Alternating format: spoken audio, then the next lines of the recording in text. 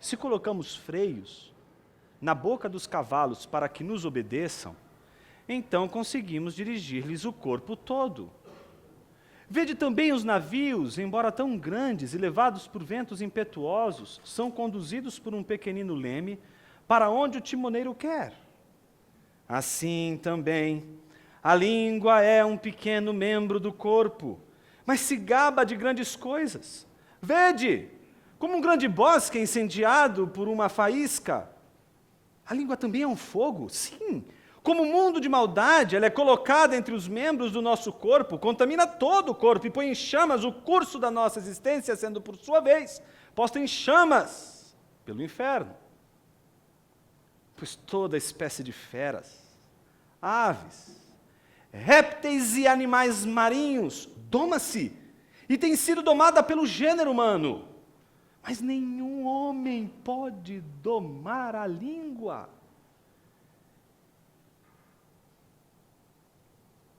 É um mal que não se pode conter. Está cheia de veneno mortal. Com a língua bendizemos o Senhor e Pai, e com ela amaldiçoamos os homens feitos à semelhança de Deus. Da mesma boca procedem bênção e maldição, meus irmãos, isso não deve ser assim. Será que da mesma fonte podem jorrar água doce e água amarga? Meus irmãos, acaso uma figueira pode produzir azeitonas ou uma videira figos? Tampouco uma fonte de água salgada pode dar água doce. Oremos. Senhor Deus, diante de Tua palavra estamos e tememos a possibilidade de ouvirmos e não entendermos. E porque tememos tanto não entender Tua palavra e sairmos daqui vazios, que clamamos, suplicamos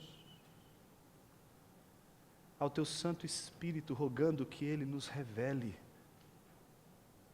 que Ele nos ilumine a mente, porque sabemos, Senhor, que não é possível ouvirmos Tua palavra e não sermos transformados por ela. Por isso, Santo Espírito, visita-nos mais uma vez, desvendando os nossos olhos, iluminando o que está diante de nós, para que enxerguemos não o que queremos enxergar, mas para que enxerguemos o que Tu queres nos mostrar.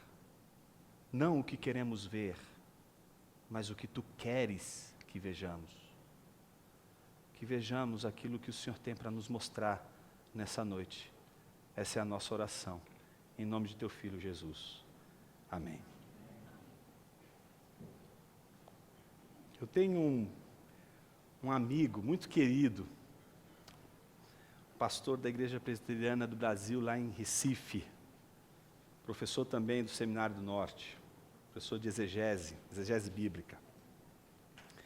E ele me contou uma vez que um dos jovens lá da igreja chegou para ele com uma dúvida assaz terrível.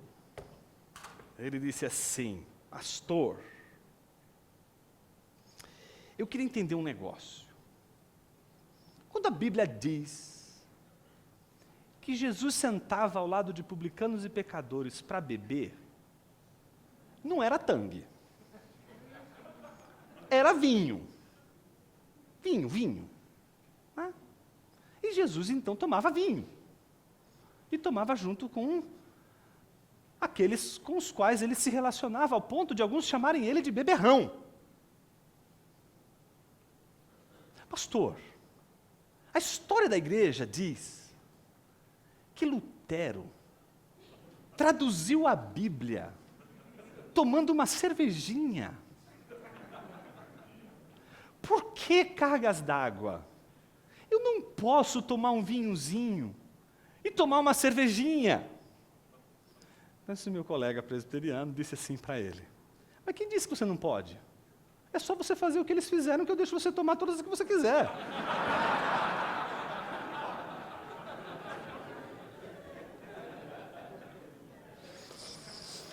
Brincadeiras à parte, o que nos leva à reflexão hoje é aquela que se situa como a segunda virtude cardeal, tão estudada pela filosofia moral, pelos estudos morais, e que a Bíblia tem tanto a nos dizer.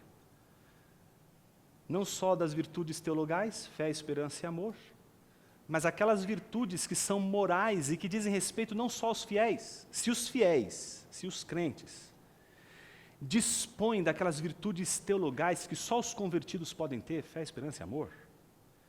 As virtudes cardeais são aquelas que todos os homens podem ter e espelham a natureza do Criador quando eles vivenciam essas virtudes em suas vidas, e são elas: sabedoria ou prudência, temperança, coragem e justiça. A virtude cardeal que nos interessa, aquela que torna um homem sábio, que torna um homem ético, que torna um homem íntegro, é aquela que se chama temperança. E temperança não tem a ver com abstinência. Deus não nos chamou para sermos ascetas.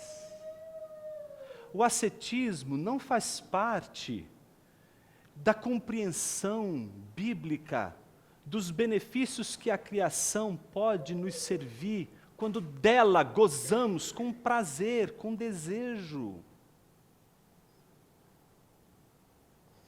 Tem um livro que você não pode passar dessa vida para outra sem ler, e eu já disse isso aqui várias vezes, por isso quando eu digo de novo esse livro, e se você não leu, cada vez que eu citar esse livro aqui no púlpito, eu vou olhar feio para você, até você comprar o livro e ler. Não vou desistir enquanto você não ler esse livro inteiro, chama-se Cristianismo Puro e Simples. Quem já leu?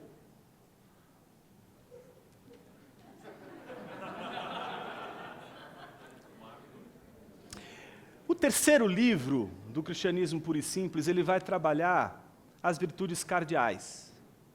E ele vai trabalhar justamente a temperança. E ele vai dizer o seguinte, preste atenção. Temperança. Infelizmente, é uma dessas palavras que mudaram de sentido. Ela agora, normalmente significa total abstinência à bebida alcoólica. É um equívoco pensar que os cristãos devem todos ser abstêmios. O islamismo, e não o cristianismo, é que é a religião abstêmia. É claro que pode ser o dever de um certo cristão, ou até mesmo de qualquer cristão, abster-se de bebidas fortes, em certas circunstâncias. Talvez por não poder beber, porque quando bebe, bebe demais. Ou porque está acompanhado de pessoas inclinadas à embriaguez e não deseja estimulá-las bebendo também. É aquela ideia de que você não deve fazer aquilo que não que seja proibido, mas que conduziria pessoas a uma situação extremamente ruim, e você, por ser prudente, sacrifica o seu equilíbrio, aquilo que você tem como algo temperado, como algo equilibrado, mas em prol do benefício do irmão. E aí ele conclui dizendo: mas o que importa é que o cristão tem uma boa razão para se abster de algo que não condena. E que gosta de ver os outros usufruindo. Uma coisa que caracteriza a ação do homem mau é que ele, se tem que renunciar a alguma coisa, exige que todo mundo também o faça. Essa não é uma atitude cristã. O cristão pode achar conveniente renunciar a toda espécie de coisas por motivos particulares. Pode renunciar ao casamento. Pode, por exemplo, adotar a vida celibatária, porque está lidando, por exemplo, com inclinações homossexuais ou com inclinações pecaminosas as mais terríveis. E para se preservar desse desejo, ele opta por abster-se do casamento e justamente daquela situação para que ele possa lidar bem com uma situação que ele não consegue administrar bem. Ele pode, por exemplo, abster-se de comer carne, de tomar cerveja ou de ir ao cinema. Mas, se começar a dizer que essas coisas são más em si mesmas, ou desprezar o que dela se servem, os que dela se servem, está no caminho errado. Não existe nada mais terrível no cristianismo do que a compreensão dualista que divide o mundo em dois e diz o seguinte: existem coisas que são de Deus e existem coisas que são do diabo. Presta atenção no que eu vou te dizer. Nada é do diabo. Tudo é de Deus. O que o diabo usa, ou o que qualquer outra pessoa má usa, distorce a boa criação de Deus. Corrompe a boa criação de Deus e usa de forma indevida aquilo que Deus criou. Mas não temos autoridade para dizer que existem coisas neste mundo que não pertencem a Deus. Ele é Senhor de toda a sua criação e não há 1 centímetro quadrado, como diz Abraham Kuyper, um famoso estudante aí e pensador cristão, não há nenhum centímetro quadrado da nossa existência que Cristo não clame, não diga, é meu. Se você é um cristão, você não pode nem dizer que Satanás é inerentemente mau. Um cristão que faz do diabo o mal, ele transformou o diabo num Deus. Isso se chama maniqueísmo. Maniqueísmo é quando você tem um Deus bom de um lado e um Deus mau do outro. E é como se houvesse uma luta, uma batalha entre os dois, e dependendo da sua oração, um vai ganhar, o outro vai perder. Não sabe, está rolando uma batalha espiritual lá no céu e você está quase com um joystick aqui. O seu joystick é a oração. Aí o seu dedo da oração não está funcionando, aí começa a Deus perder a batalha. Você... Para ver se Deus vence a batalha. Não. Vou desenhar. Deus, anjos e demônios. Deus não luta contra Satanás. Não há luta. A batalha pode existir entre Miguel e Satanás, mas não existe entre Deus e Satanás. Pode existir uma batalha entre anjos, pode existir uma batalha entre homens, mas o Senhor do universo jamais sangra numa batalha. Não há batalha que Ele não seja Senhor, não há batalha que Ele não vença. Por isso, quando um cristão entende que Satanás é o mal, a primeira coisa que ele esqueceu é que Satanás é a boa criação de Deus, que se corrompeu, mas que guarda em si elementos da boa criação de Deus, como inteligência, espiritualidade, vontade, tudo isso são coisas boas, que ainda estão ali presentes. Então ele não é inerentemente mau, ainda apresenta coisas boas. Mas a leitura cristã é de que ele está condenado por causa de seu pecado, não pode mais mudar a sua condição de pecaminosidade, e o seu interesse é exatamente destruir a obra de Deus. A gente deveria ter isso muito, muito claro em nossa mente, principalmente porque o objeto das nossas reflexões aos domingos tem sido Tiago. E uma das teses que a gente tem dito de diversas formas, de diversas maneiras aqui, é de que Tiago, quando escreveu a epístola, ele está escrevendo essa epístola lendo do seu outro lado, não só o Sermão da Montanha, mas sobretudo o livro de Jó. E o livro de Jó nos mostra que até Satanás está submisso à vontade de Deus e faz o que lhe apraz. Quando a gente lê Paulo, por causa da sua soberba, dizendo que me foi posto um espinho na carne, um mensageiro de Satanás, vindo da parte do Senhor, deveria nos fazer dobrar os joelhos e dizer: Senhor, como eu pude pensar que existem outras forças que podem competir contigo? Se tudo o que acontece na minha vida, de alguma forma me humilha, eu não posso entender como algo que não está debaixo do teu olhar, da tua vontade. O que o Senhor quer me ensinar com tudo isso? E uma das coisas que Deus permite que você e eu passemos na vida são as tentações. As tentações com o corpo. Quando a gente fala de temperança, a gente fala do bom equilíbrio. A gente não fala, por exemplo, de comer menos, mas tampouco de comer mais. O que a gente fala é de comer com equilíbrio e sentir o prazer que tudo isso dá.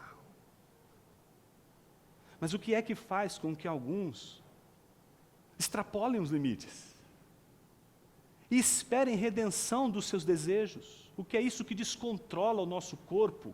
os membros do nosso corpo, e faz com que as paixões mais diversas da nossa natureza humana nos controlem, nos roubem a paz e nos tornem escravos delas de uma tal maneira que a gente não consegue se livrar dessas forças. Como lidar com essas paixões e esses desejos de nosso corpo, que envolvem tantas coisas, desde comer, beber, desde a sexualidade, tudo que nos envolve, como podemos dar conta dessas paixões de uma maneira temperada, de uma maneira equilibrada. Sempre os gregos, quando falavam sobre temperança, lidavam com uma coisa chamada acrasia. A acrasia é a incapacidade que alguém tem de alcançar o equilíbrio, e por isso faz escolhas precipitadas e que extrapolam, e que se tornam desejos consumidores acima do normal, são coisas doentias, são paixões doentias. E essas acrasias, elas podem ser ou por causa de um equívoco, e essa é a acrasia fraca, ou ela é uma acrasia forte, você sabe que é errado. Você sabe que não está certo. Você sabe que passou dos limites. E ainda assim você cede seu corpo para ultrapassar os limites. Você cede suas paixões para ultrapassar os limites. Você ultrapassa a linha. Você perde a boa medida. Você perde a temperança. É destemperado. A grande pergunta é o que a Bíblia tem para nos dizer sobre temperança. Tiago capítulo 3 tem muito para nos falar sobre temperança. Muito. E para a gente entender o argumento de Tiago sobre temperança, precisamos compreender a estrutura do seu raciocínio. Qual é a estrutura do raciocínio de Tiago? A primeira coisa que ele faz é apresentar um contexto. Depois de apresentar o contexto, ele apresenta uma regra de ouro. A regra de ouro da boa temperança, da temperança. Depois ele apresenta 3 ensinos que decorrem dessa regra de ouro. Contexto, regra de ouro e 3 ensinos que decorrem dessa regra de ouro. Vamos começar com o contexto. Versículo 1. Meus irmãos, muitos de vós não devem ser mestres. O que Tiago está dizendo? Que aquela igreja tinha muitos mestres. Primeira coisa é que existiam muitos mestres. E ele está dizendo, muitos aqui não deveriam ser mestres. Então tem muitos mestres na igreja. E ele está dizendo, muitos desses mestres não deveriam ser mestres. Por várias razões. Mas talvez a mais importante de todas elas. Falta de vocação, falta de preparo, falta de senso da realidade da vocação de ser um mestre, de ser alguém que ensina.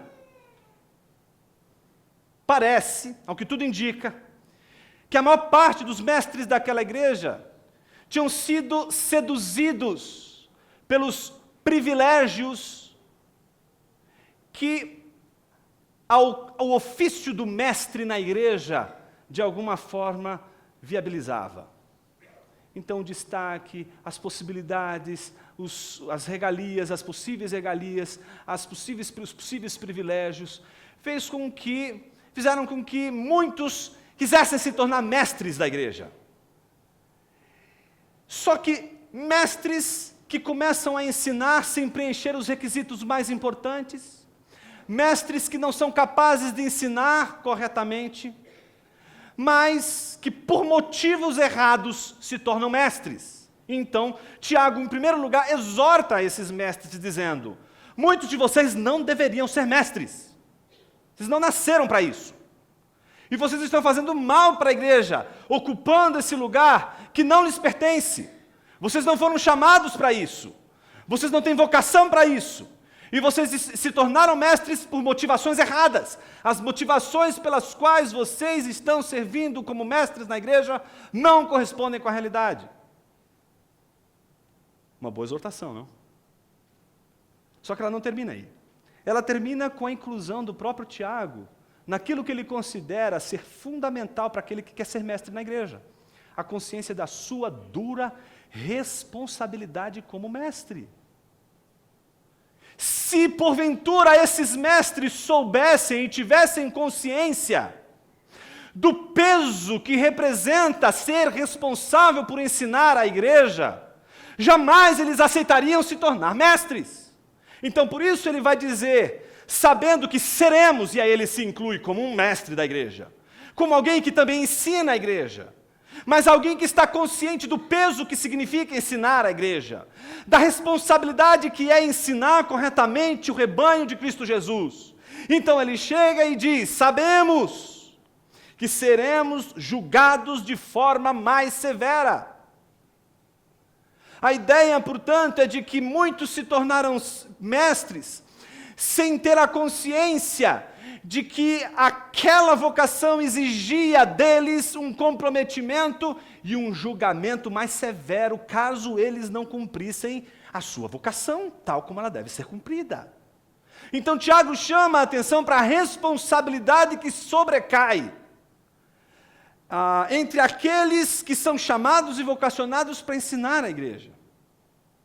Mas a gente não pode passar para o próximo tópico, que é aquele referente à regra de ouro, sem antes levantar uma questão importante que vai trazer luz sobre todo o resto, todo o texto que vem a seguir. Qual é o material, o instrumento de trabalho de um mestre, senão a palavra?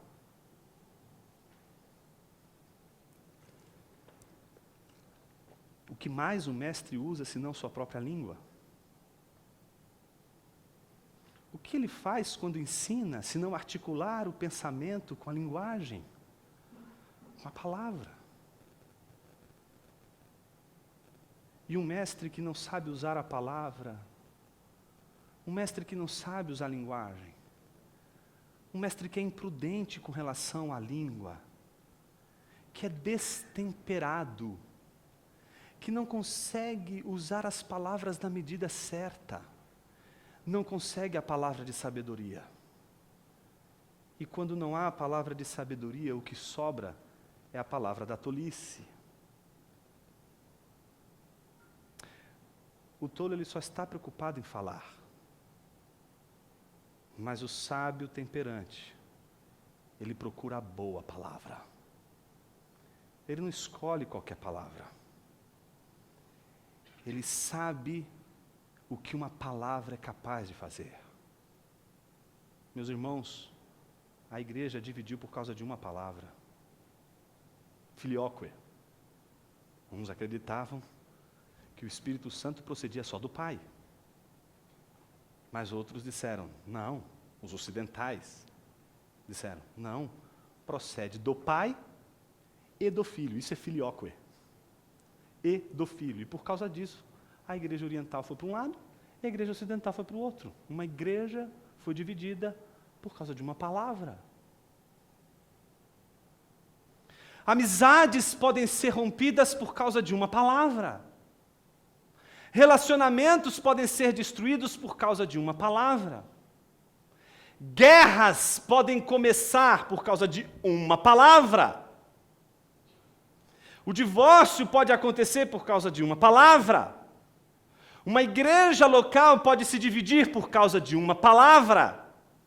Você pode perder a sua paz por causa de uma palavra que você usou fora do tempo, fora do contexto, fora do lugar. E isso nos leva a um grande problema. O problema que Tiago quer mostrar reflete exatamente a inabilidade que aqueles que procuram sabedoria apresentam na sua maneira desastrosa com a linguagem, com a palavra, com a língua. E o caso deles é exatamente o de mestres, que falam não aquilo que precisa ser dito, mas falam aquilo que lhes agrada. Falam sem sabedoria. E quando falam sem sabedoria, geram conflito, geram falta de entendimento. Confunde o corpo de Cristo, divide o corpo de Cristo, fere pessoas. Quantas pregações não marcaram pessoas profundamente, mas do ponto de vista negativo?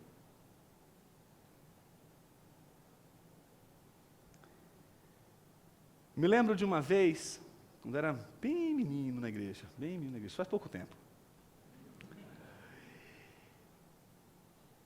E naquela época deixavam a gente ficar no culto, quando a gente era pequeno, né? E aí estava o pastor pregando, e a gente ficava no banco da igreja, riscando, né? Não, olha, escuta o que eu estou te falando. Deixa o seu filho riscar à vontade o caderno. Saiba de uma coisa, ele está ouvindo a palavra. Ele está ouvindo aquilo ali. No meu caso, para o meu desespero. O pastor estava pregando aquela passagem de Mateus capítulo 12. Diz, qualquer pecado que for proferido contra o Espírito Santo, não haverá perdão. Irá para o inferno direto, sem escala. Todavia, se você pensar qualquer coisa sobre Deus Pai, qualquer coisa sobre Deus Filho, haverá perdão. Você pode pensar a coisa mais terrível do Pai. Você pode pensar a coisa mais terrível do Filho. Mas se você pensar a coisa mais terrível do Espírito Santo, você estará condenado ao inferno. Nessa hora eu já estava condenado, porque eu já tinha pensado. Meus irmãos, foi um desespero, porque eu já tinha pensado. Falei, Senhor, acabou, estou condenado ao inferno. Eu sou um crente evangélico condenado. E foi o pavor da minha vida, até os meus 16 para 17 anos. Na época eu tocava bateria na igreja, meus irmãos. Ainda bem que não é mais permitido isso aqui. E eu me lembro de tocar bateria na igreja, pensando, meu Deus, o povo está cantando e eles não sabem que eu sou um condenado. Se eles soubessem que eu sou um condenado ao inferno. Gente, eu fiquei doido com aquilo. Eu tinha sonhos os mais terríveis. Aí os psicólogos aí vão entender bem, não é? A primeira coisa que me chamava a atenção nos sonhos, é que a única imagem que eu lembro, era de repente, no meio do sonho, aparecia a igreja toda na minha frente, eu no inferno. Eu estava no inferno, eu não enxergava nada no inferno, mas eu enxergava a igreja. Eu vi a igreja toda atrás assim. No meio, meu pai, que era pastor da igreja, fazendo assim. Minha mãe chorando, desesperada, estendendo as mãos, aquela dor, e eu sofria desesperado, Senhor, eu estou condenado ao inferno. Aí eu decidi, ninguém vai saber também que eu fui condenado ao inferno. Vou viver como alguém que ninguém vai saber que eu sou condenado ao inferno. E eu comecei a viver assim, esse cinismo dentro da igreja. Mas uma coisa me surpreendia. No momento que a gente louvava na igreja, no momento que a gente orava, vinha no meu coração um amor tão grande por Deus. E eu me perguntava, Senhor, como eu posso amar aquele que me condenou ao inferno? Como eu posso amar, cantar, louvar, se você já me condenou ao inferno? Foi uma crise, irmãos. Resolveu quando eu entrei no seminário. Quando eu entrei no seminário, tem uma matéria chamada exegese. Tem seminarista aqui. Essa matéria pode salvar a sua alma. Pode salvar a sua alma. Exegese bíblica, quer estudar o texto bíblico no original, fazer o trabalho que todo pastor deveria trazer, antes de entregar um sermão, para não desviar a mente das pessoas, para não fazer com que pessoas sofram por causa de uma pregação falsa, inverídica, deveria fazer. E aí o professor disse assim, vocês vão apresentar uma exegese de qualquer texto, vocês escolham um texto, vocês vão apresentar a exegese do texto. Qual foi o texto que eu fiz a exegese? Foi aquele, eu precisava resolver aquela questão. E aí eu descobri, na exegese do texto, que Mateus não estava interessado em estabelecer uma espécie de hierarquia de pecados, do tipo, se você pecar contra o Espírito Santo, não tem jeito, se você pecar contra o Pai e contra o Filho, já era. Ou, ao contrário, você está bem. Então você pode pensar qualquer coisa de Jesus, pode falar qualquer besteira de Jesus, mas se fizer qualquer coisa contra o Espírito Santo, já era, está no inferno. Quando a gente olha para o texto, a gente descobre que essa é a passagem que os fariseus dizem que Jesus está expulsando os demônios pelo dedo de Beelzebu, o maior dos demônios. Lembram disso? E aí Jesus repreende eles dizendo, Mas se eu faço isso, eu estou em contradição, porque reino dividido, pedra sobre pedra, não subsistirá. Como pode haver essa contradição? Não há. Mas se eu expulso os demônios pelo dedo de Deus, é chegado o reino dos céus. Ele conclui dizendo, e aí fala a grande frase, pecado que for cometido contra o Pai, se lhes há perdoado, mas contra o Espírito não. A pergunta é, por que o Espírito não? Porque a obra de Jesus não é uma obra de demônios, mas é uma obra do Espírito. O pecado mortal contra o Espírito não é pensar uma besteira do Espírito, mesmo porque você não controla os seus pensamentos. Essa é a primeira coisa que você vai descobrir na sua vida toda. Que de repente você não quer pensar em algo e pum, já pensou. É a coisa mais comum dessa vida. E se Deus nos condenasse por causa disso, todos estaríamos no inferno. Então não pode ser por isso. Só pode ser pelo fato de que alguém explicitamente está dizendo que aquilo que Jesus está fazendo, que a obra de Jesus não é do Espírito, mas é de demônios. E quando você diz que a obra do Espírito, que a obra que o Espírito faz na vida de Jesus é de demônios, então você blasfema contra o Espírito. E aí, para que você não saia daqui, condenado ao inferno, achando que você blasfemou contra o Espírito, porque você olhou uns irmãos meio estranhos, e disse assim, isso não é coisa de Deus. E aí você vai sair daqui dizendo, eu acho que eu blasfemei contra o Espírito Santo. Porque eu disse que aqueles irmãos estavam fazendo coisas estranhas, aquilo ali é coisa do demônio. Então eu fui condenado ao inferno por causa disso. Para que você não saia daqui pensando isso. Não é o que os irmãos fazem. O pecado contra o Espírito Santo não diz respeito ao que acontece na igreja. O pecado contra o Espírito Santo não é você afirmar que alguma coisa que acontece na igreja é coisa de demônios ou coisa de Deus. É quando nitidamente você diz que a obra de Jesus é obra de demônios. É um julgamento da obra de Jesus, do que ele fez na cruz, da sua encarnação. É a questão que envolve, portanto, a apostasia, que envolve a negação da obra de Jesus, que envolve a fé, a crença em Jesus Cristo. Meus irmãos, quando eu fiz essa exegese, nunca mais eu sonhei. Por isso estudar a Bíblia é tão bom. Pode libertar você. Por isso que eu encorajo pessoas a estudarem bom seminário, sim. Encorajo você a estudar teologia, sim, porque o estudo da teologia, e da teologia séria, pode libertar você. Às vezes uma ideia errada, que foi plantada em seu coração, te faz sofrer. Veja, um falso ensino pode fazer uma pessoa sofrer durante um longo tempo de sua vida. A preocupação de Tiago é legítima. Se a gente usa mal a palavra, se a gente usa sem entendimento a palavra, a gente pode prejudicar os nossos irmãos. E aí, o argumento dele fica pronto, com a seguinte regra, versículo 2. Todos tropeçamos em muitas coisas. Olha que bênção, irmãos. O que ele está dizendo logo de cara? Ele está apresentando aí a consciência de si que todo ser humano deveria ter, principalmente os cristãos, de que todos nós tropeçamos. E não é em poucas coisas, em muitas coisas. Então Tiago tem consciência de que inclusive ele tropeça em muitas coisas, erra, falha. Mas olha o que ele diz em seguida. Se alguém não tropeça no falar, o que esse alguém é? Íntegro. Perfeito aí é a palavra íntegro, a mesma que é usada lá no início do capítulo 1, quando ele fala do homem que alcança a ação perfeita porque persevera, versículo 4, e a perseverança deve ter ação perfeita, deve ter ação íntegra, está falando aqui da integridade.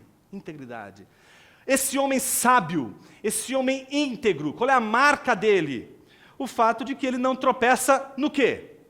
No falar. Então, se alguém não tropeça no falar, este alguém é sábio e capaz, preste atenção, de refrear também seu corpo inteiro. Qual é a regra de ouro, meus irmãos? Quem domina o mais difícil, domina o mais fácil. E a coisa mais difícil de dominar não são as suas paixões sexuais. Não é a sua paixão por comida e bebida. Não é a sua paixão por vestes e por coisinhas materiais. A coisa mais difícil de domar nessa vida é a língua. E se você doma a língua, você é capaz de domar todo o resto. Essa é a regra de ouro. Quem consegue treinar-se ao ponto de domar a língua, será capaz de dominar todas as outras paixões da sua vida. Todas as outras paixões poderão ser equilibradas. Todas as outras paixões poderão encontrar equilíbrio. Todas as outras paixões poderão ser vividas num contexto de temperança. Se você conseguir domar sua língua. E eu prometo terminar para não ter problema aqui com a minha língua antes da hora. Quem domina, portanto, o mais difícil, consegue dominar o mais fácil. E ele dá 2 exemplos. Como de costume, ele dá 2 ilustrações. A ilustração de um freio que se coloca na boca dos cavalos para que nos obedeçam. Então, veja, se você doma ali o cabresto, se você doma ali o freio, todo o corpo do cavalo te obedece. Ele vai para onde você guiar. E é uma coisinha pequena que está governando o todo. Você domina aquilo ali, você domina todo o resto. O segundo exemplo é o exemplo de um grande navio. E esse grande navio é governado por um leme. Ele é enorme, ele é gigante. Se você pegar o navio inteiro e tentar mover ele com seus braços, você não vai conseguir. Mas se você domar ali o leme, dominar o leme, e você mexer ali para a direita ou para a esquerda, todo aquele monstrengo vai se mover. Você não vai conseguir mover todo o corpo sozinho. Você move todo o corpo, aprendendo a mover o que é mais difícil na vida, sua língua. 3 são os ensinos de Tiago. Primeiro, ele vai mostrar que a gente precisa domar a língua, porque os efeitos da língua, principalmente a língua destemperada, são desproporcionais. Por exemplo, vejamos os versículos de número 5 e 6. Assim também, a língua é um pequeno membro do corpo, mas se gaba de grandes coisas. Primeira coisa interessante é como a gente tem aquela capacidade, não é isso? De realizar uma coisa assim, não tão interessante, mas a gente com a língua consegue transformar aquilo na maior de todas as conquistas da nossa vida. Quando a gente vai contar, a gente diz com aquele glamour avassalador, como se a gente fosse aquele herói grego, Aquiles. Você fez uma coisa absurdamente comum e ordinária, mas é que o ordinário não te chama atenção, não há nada de interessante no ordinário. Mas a sua língua tem o poder de aumentar as coisas de uma tal maneira que a coisa ganha proporções incríveis. Já falei para vocês do meu amigo que costuma inventar histórias. Você testemunha o fato, mas ele olha aquele fato e vai contar do jeito dele aquele fato. Então, se você, de repente, tem um canivete na sua mochila e tentou passar no controle aéreo, né, e aí o controle lá te parou, e ele, poxa, é por isso que você não está passando, você está com um canivete aqui, você tem que jogar esse canivete fora. Ele vai dizer, gente, vocês não acreditam, o cara quando passou pelo controle, quando tirou ali dentro, era uma espada de samurai. Começa a contar de uma maneira tão megalomaníaca. Mas eu confesso para vocês, eu prefiro a história dele do que o real. A história é mais interessante, ela é cheia de vida, ela é gigante, ela é gloriosa, ela é maravilhosa. Ninguém se contenta com histórias reais.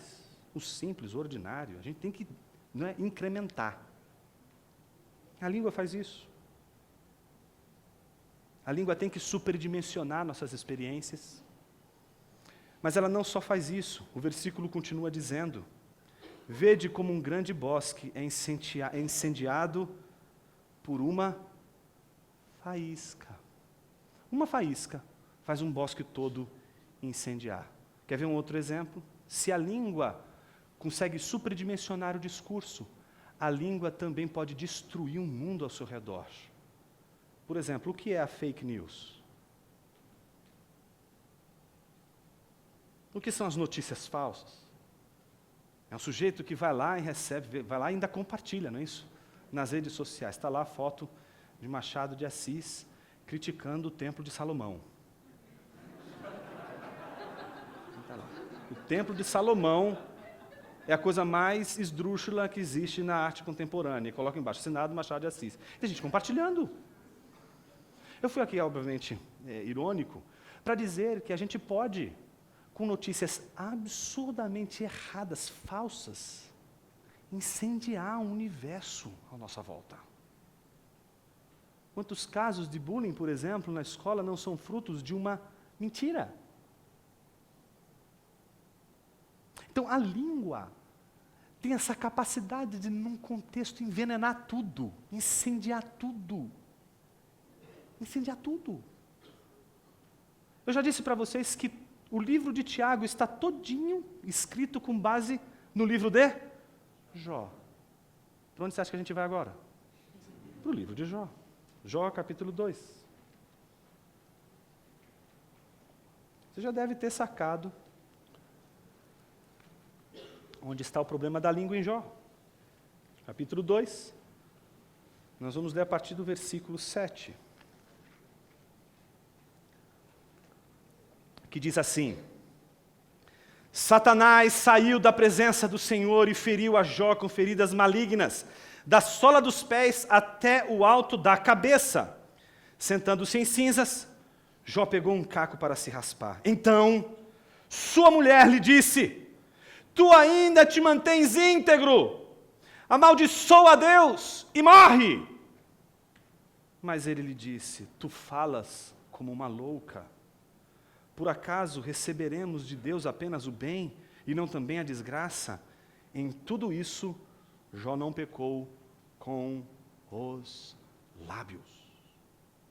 Já parou para imaginar como a gente é capaz de pecar com os lábios? De como a gente, na hora da ira, na hora do emocional, quando o emocional fica abalado, a gente fala o que não deve. Você já parou para imaginar que a pior maneira de você conversar com alguém é justamente na hora em que você está emocionalmente abalado?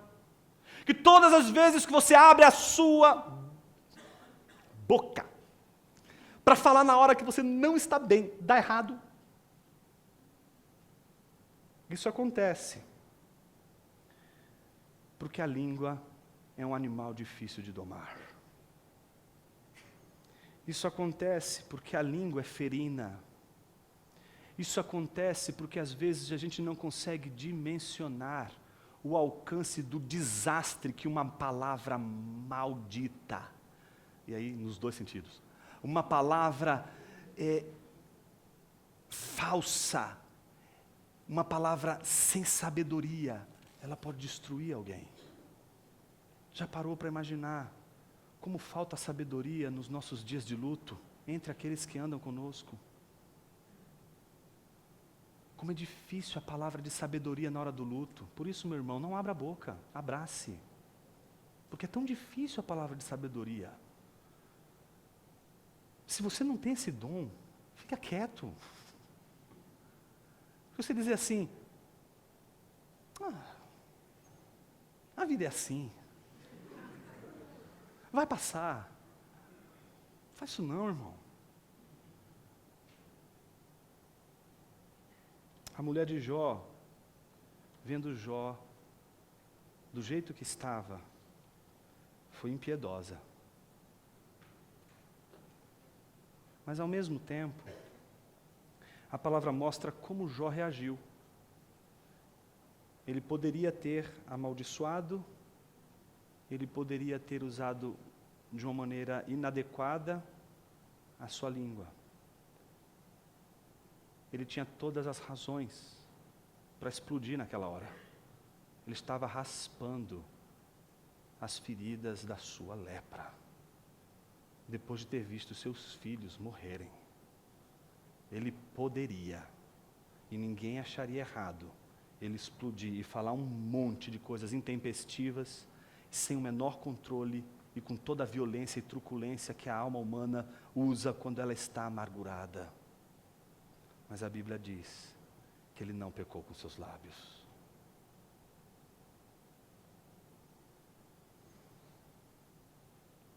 É interessante como a ilustração de Tiago faz a gente perceber como a palavra pode mudar situações, pode gerar contextos. É interessante como o texto bíblico de tempos em tempos vai mostrando para a gente que pessoas são transformadas quando ouvem discursos. É o caso, por exemplo, quando Davi e Saul, que andam juntos, são amigos.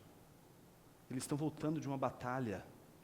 E de repente as mulheres dizem, Saul matou seus milhares, Davi seus 10 milhares. E esses 10, essa palavrinha, D-E-Z, 10, simplesmente entrou no coração de Saul como uma flecha, incendiou ele e provocou uma guerra sangrenta contra Davi. Teve morte de gente querida, colocou pai contra filho, colocou um reino em divisão, tudo por causa de uma palavrinha, 10.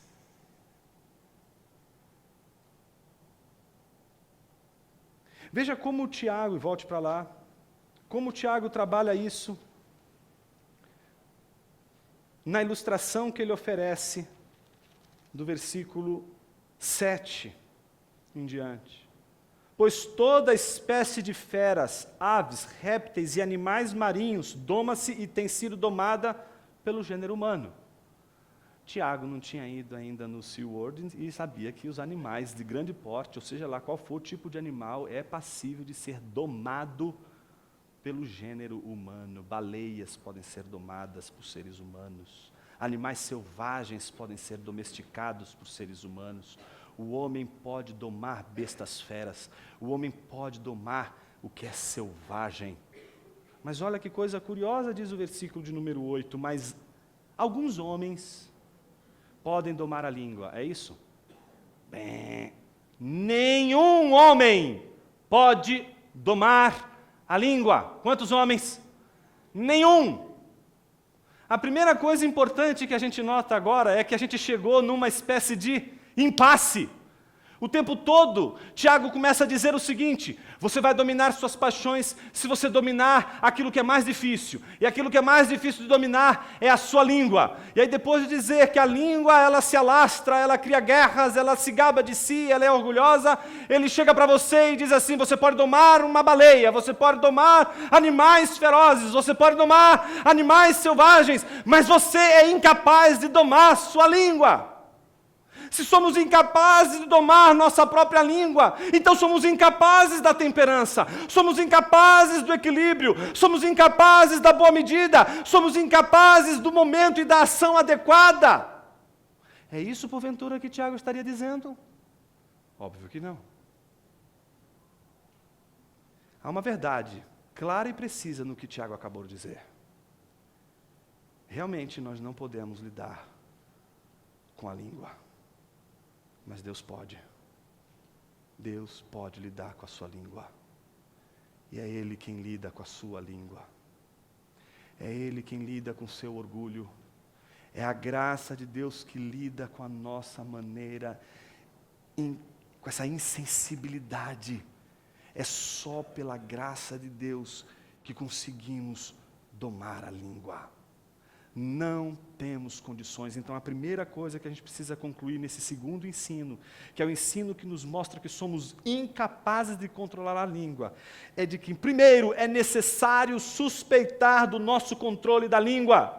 É necessário você suspeitar de que tem o controle da língua. Você, nem ninguém aqui nesse auditório tem condições de domar a língua. Ninguém doma a língua. Ninguém é capaz de domar a língua. E nós sabemos disso, por mais que sejamos pessoas experientes e maduras. Basta estarmos vivendo um momento emocional, basta vivemos um momento difícil e a gente não vai conseguir encontrar palavras adequadas. É pela graça de Deus que encontramos essas palavras.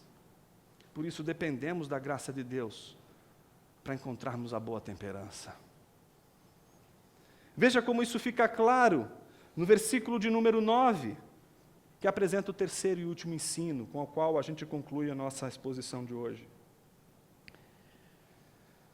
Versículo 9: com a língua bendizemos o Senhor e Pai. Então é possível domar a língua.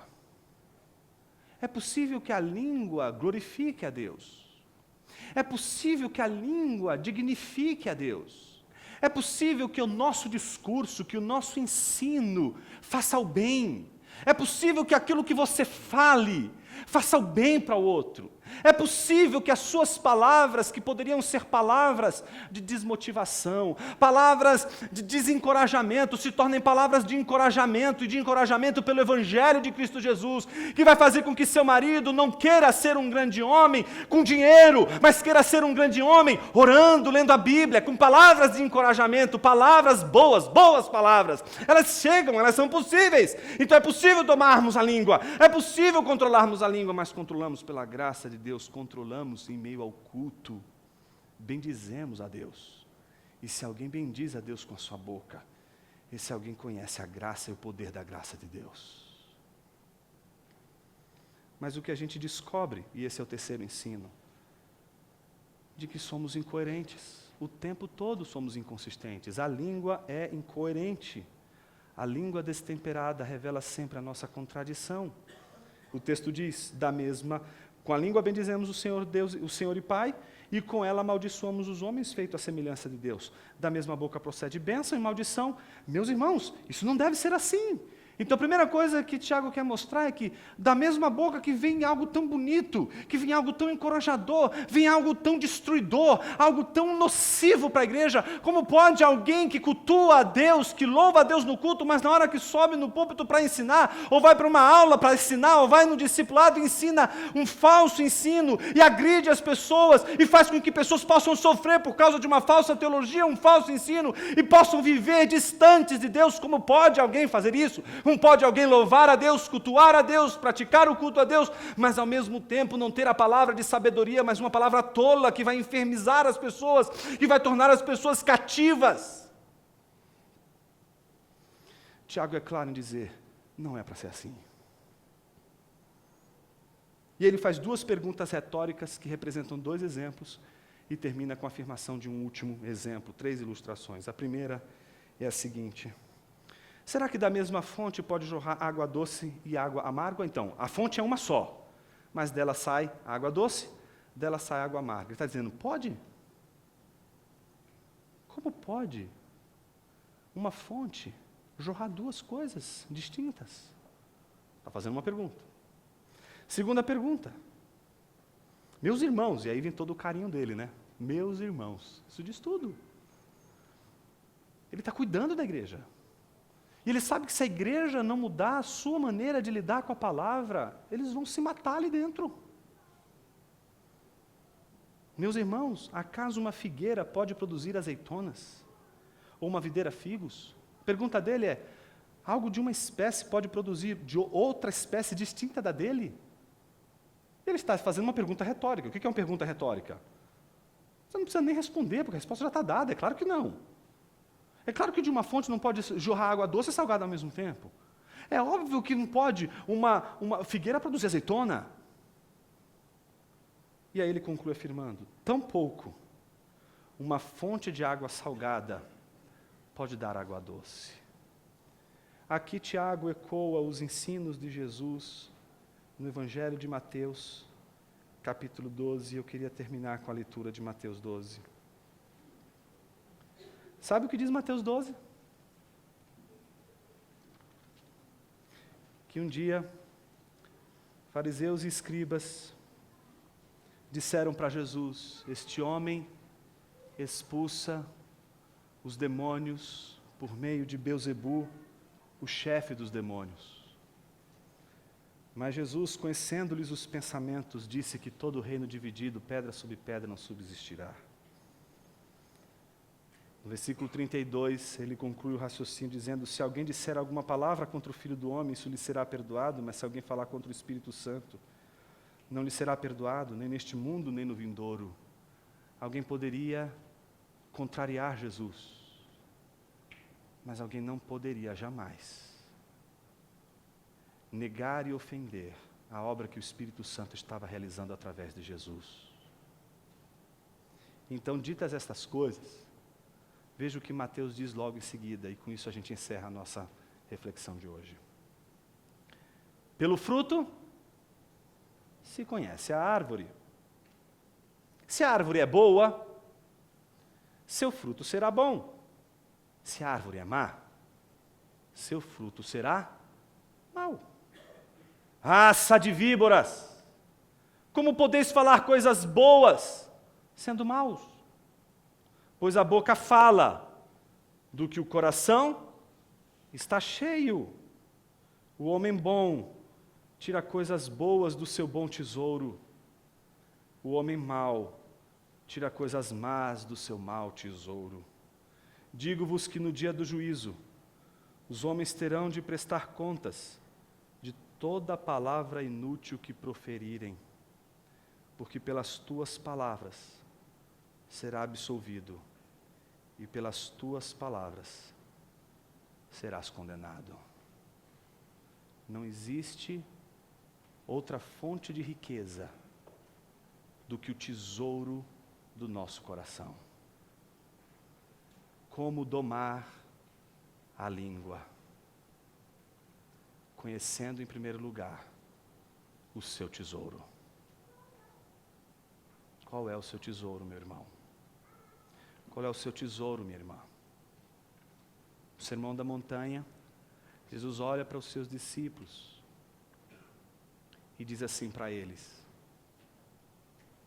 onde estiver o seu tesouro, aí estará o seu coração.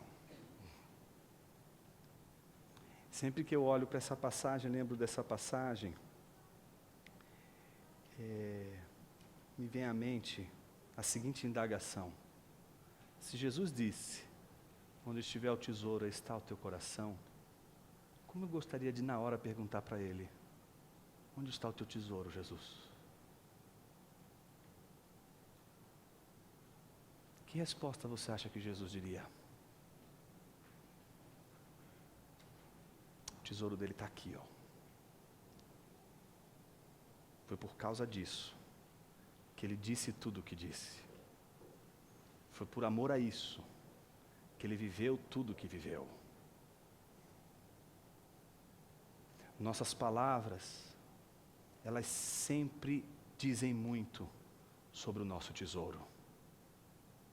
A maneira como você diz, a maneira como você se porta no seu discurso, a maneira de você empenhar a sua honra, a sua palavra, o seu compromisso, a sua maneira de lidar com a palavra, reflete o compromisso com o tesouro. Se perguntássemos para Jesus: onde é o meu tesouro? Qual é o seu tesouro? Jesus nos diria: a minha igreja.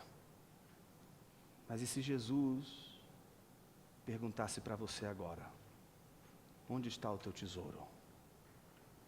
E se Jesus te perguntasse: o que enche o teu coração? Do que o teu coração está cheio? Será que a resposta dessa pergunta não seria suficiente para dizer por que a gente não consegue domar nossa língua? Talvez hoje seja um dia para dobrarmos os joelhos. Em primeiro lugar, pedirmos a graça de Deus para domarmos a língua, porque sem ela não vamos conseguir. Em segundo lugar, talvez hoje seja um dia não só de a gente descobrir que domar a língua é algo desejável, mas é algo possível, não só quando dobramos os nossos joelhos e pedimos a graça de Deus, mas quando nos comprometemos com o discipulado. Eu quero encorajar você, meu irmão, a você, minha irmã, a transformar o discipulado num modo de viver, porque é isso que Jesus espera da sua igreja. O discipulado não é um programa, o discipulado não é optativo, o discipulado é identificativo, ele identifica você como um cristão. E é o discipulado que ajuda você a enxergar o seu jeito desastrado de lidar com a vida. Você não vai conseguir domar essa língua sozinha. Você vai precisar da graça de Deus. E Deus vai usar irmãos e irmãs para ajudarem você a domar sua língua. Se você não se submeter a irmãos que possam dizer: Você extrapolou. Você foi além. Você poderia ter causado uma guerra com tudo isso.